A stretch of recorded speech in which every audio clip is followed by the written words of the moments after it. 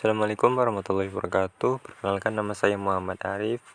Di sini saya akan sedikit menyampaikan materi penyuluhan tentang sebuah penyakit, yaitu bovine viral diarrhea atau yang biasa disebut dengan penyakit BVD. Untuk penyakit BVD ini merupakan penyakit menular pada sapi yang jika tidak ada program pengendalian menjadi endemik di sebagian besar negara produsen sapi. Penyakit viral subakut pada sapi yang ditandai dengan diare yang terus-menerus dengan stomatitis erosif, gastroenteritis, dan diare. Dan umumnya sapi yang terkena penyakit BVD ini merupakan sapi betina yang sedang hamil ataupun sedang bunting. Dan untuk penyebabnya sendiri disebabkan oleh virus bovine viral diarrhea, salah satu jenis pestivirus yang menyebabkan tanda klinis berupa diare berat. Untuk virus ini inaktif atau mati pada suhu 56 derajat Celcius atau dalam keadaan asam. Dan untuk gejala klinis ini tergantung dari seberapa parah penyakit ini sudah menyerang kepada ternak. Di antaranya ada batuk akut, terjadi pada sapi muda umur 6-24 bulan dengan gejala lesu, nafsu makan turun, demam tinggi, hipersalivasi, dehidrasi, dan biasanya kematian terjadi pada 5-7 hari setelah gejala klinis. Dan untuk bentuk perakut atau bentuk sedangnya, kepinsangan akibat radang, sapi betina laktasi turunnya produksi, betina bunting dapat menyebabkan keguguran dan kematian pada hari kedua. Untuk bentuk menengah dari penyakit ini ada bentuk subakut atau kronis. Gejala yang ditimbulkan yaitu diare, kekurusan, bulu kasar dan kering, kembung, dan hewan bisa anemia, leukemia, dan limfonia. Dan yang terakhir ada bentuk neonatal. Bentuk neonatal ini terjadi pada pedet umur di bawah 1 bulan, ditandai dengan suhu tinggi, diare, gangguan pernapasan, dan kurus.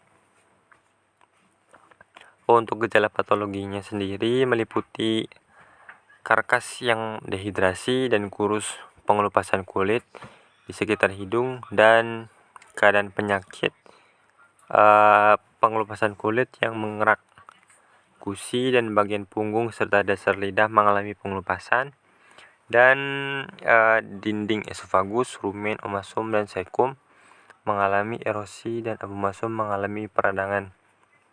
Untuk penularan virus bovine viral diarrhea ini dapat cepat menular pada sapi, kambing, domba, kerbau, dan rusa.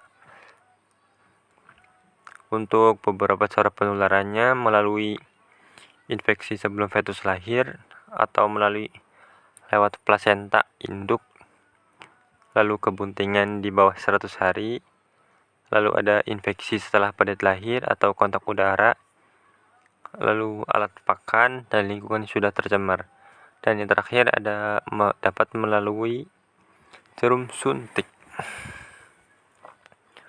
Untuk mendiagnosis atau menandai bahwa seekor ternak ini mengalami gejala atau dapat dikatakan sebagai mengalami penyakit bovine viral diarrhea dapat dilakukan dengan sebagai berikut. Untuk yang pertama dapat dilakukan dengan cara pasang serak atau dalam keadaan dingin yang diambil pada fase akut waktu hewan sedang sakit, dan kedua bulan kemudian pada fase konvalesen dengan interval 2-3 minggu. Dan lalu yang kedua dikirimkan fetus yang gugur dan plasenta bersamaan dengan mengirim serum ke laboratorium veteriner terdekat. Penyakit bovine viral diarrhea ini dapat memiliki ciri-ciri yang hampir sama dengan penyakit paratuberkulosis, penyakit mulut dan kuku, dan penyakit malignant catarrhal fever. Dan pada sapi betina keguguran perlu dibedakan dengan brucellosis, trichomoniasis, fibriosis, infectus bovine rhinotrachesis, dan penyebab lainnya. Jadi untuk meneguhkan bahwa suatu ternak ini mengidap penyakit bovine variolariae ini, kita harus benar-benar mengetahui ciri-cirinya, baik dari ciri fisik maupun segi laboratorium. Untuk pencegahan dan pemberantasan yang dapat dilakukan oleh para peternak sapi ini yang telah mengidap penyakit ini dapat dilakukan dengan cara yang pertama, vaksinasi. Vaksinasi ini bertujuan untuk melemahkan virus yang sudah ada dalam tubuh ternak dan menjinakkan virus yang telah ada dalam tubuh ternak tersebut. Vaksin ini sudah ada dan dapat diberikan kepada ternak.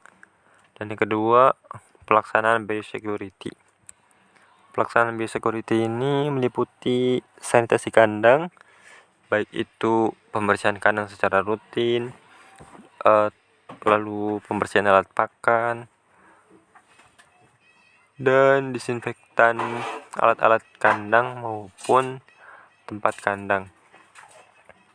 Dan yang terakhir yaitu jika sapi yang terkena BVD ini dapat dipotong dan dagingnya aman untuk dikonsumsi karena penyakit ini hanya menyerang plasenta atau yang bisa disebut dengan keguguran saja. Mungkin hanya itu yang dapat saya sampaikan. Kurang lebihnya mohon maaf. Wassalamualaikum warahmatullahi wabarakatuh.